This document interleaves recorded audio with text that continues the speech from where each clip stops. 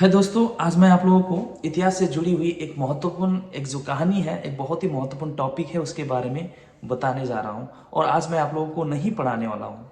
और मैंने क्योंकि मुझे ऐसा लगा कि बीच-बीच में इतिहास में घटी हुई घटना को कहानी की तौर पर अगर मैं आप लोग के सामने पेश करूँ तो शायद आप लोगों को मज़ा लगे, आप लोगों के लिए एंटरटेनमेंट हो। तो इसलिए मैंने इतिहास के एक बहुत ही मशहूर, बहुत ही एक महान विजेता सिकंदर के बारे में एक छोटी सी कहानी को मैंने आप लोगों के सामने लाने का आज कोशिश किया है। तो सिकंदर जो कि यूनान का एक शासक था, जब यूनान का शासक बन जाता है तो उसके बाद वो विश्व विजेता बनने की वो ख्वाहिश रखता है, विश्व विजेता बनने का वो स्वप्न देखने लगता है। तो इसी क्रम में भारत में भी सिकंदर का आक्रमण होती है और भारत में भी सिकंदर की जो सेना है भारत को आक्रमण करके भारत के उत्तर पश्चिमी क्षेत्र को सिकंदर अपने अधीन में कर लेता है।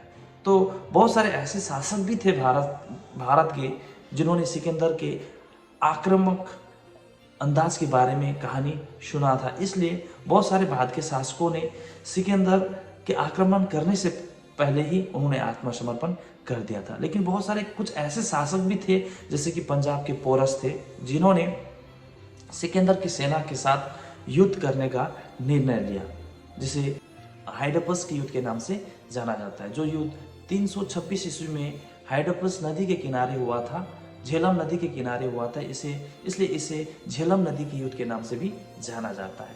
तो पोरस ने इतनी साहस और वीरता के साथ सिकंदर के साथ युद्ध लड़ा कि सिकंदर पूरी तरह से इंप्रेस हो गया पोरस के साथ, क्योंकि इससे पहले सिकंदर की सेना के साथ इस तरह से लड़ने का साहस और हिम्मत भारत के किसी अन्य शासक ने नहीं किया था। इसलिए जीतने के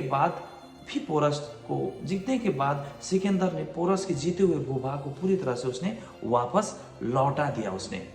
और जब सिकंदर ने भारत के उत्तर पश्चिमी क्षेत्र को जीता तो जिस तरह से पोरस ने साहस और वीरता के साथ सिकंदर की सेना के साथ सामना किया, तो उसको देखकर अब सिकंदर के जो सेना थे पूरी तरह से भयभीत हो चुके थे, क्योंकि उनका मानना था, सेनाओं का मानना था कि भारत के जो सीमावर्ती क्षेत्र के जो शासक है, जो सेना है, सिकंदर की सेना के साथ इतनी वीरता और साहस के साथ लड़ी तो निश्चय ही भारत के जो आंतरिक हिस्सा के जितने भी सेना है, ये सिकंदर की सेना को बहुत बड़ी चुनौती दे सकते हैं।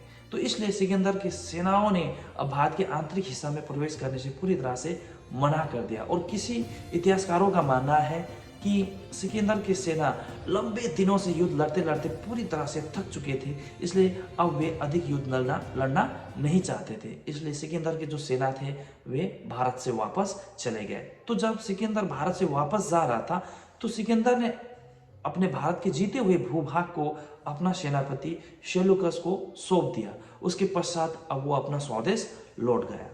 तो 1323 में सिकंदर की मृत्यु हो जाती है। तो मृत्यु होने से पहले जब सिकंदर को इस बात का एहसास हो जाता है कि अब वो मरने वाला है, तो उसने अपने अंतिम समय में उसने अपनी सेना को, अपने सेनापति को ये संदेश दिया कि अगर मैं मर जाऊं तो मेरा जो बॉडी है, मेरा जो शरीर है, उसे मेरे स्वदेश में दफना देना, और मेरे जो हाथ है उसको काट कर उसको टुकड़ा टुकड़ा करके उसे पूरा दुनिया में बिखेर देना। अगर लोग ये पूछे कि ये हाथ किसकी है तो ये कह देना कि ये हाथ सिकंदर की है, उस सिकंदर की जिसने पूरे दुनिया को जीता, लेकिन मरते मरते आज वो खाली हाथ मर रहा है। अर्थात उसका ये सोचना था कि दुनिया के वे तमाम लोग जो ये सोचते हैं कि युद्ध करके दुनिया में वो अपने वर्चस्व को कायम करेंगे, ऐसे लोगों को ये संदेश मिलना चाहिए कि अंत में जाकर कोई अपने साथ कुछ लेके जाने वाला नहीं है। तो ऐसे में लोगों की, जो राजाओं की उन दिनों की जो महत्वाकांक्षा थी, उसके ऊपर नियंत्रण स्थापित करने के लिए सिकंदर ने मरते मरते उसने एक बहुत ही सुंदर एक संदेश दुनिया के लोगों को दिया। Thank you very much, bye bye.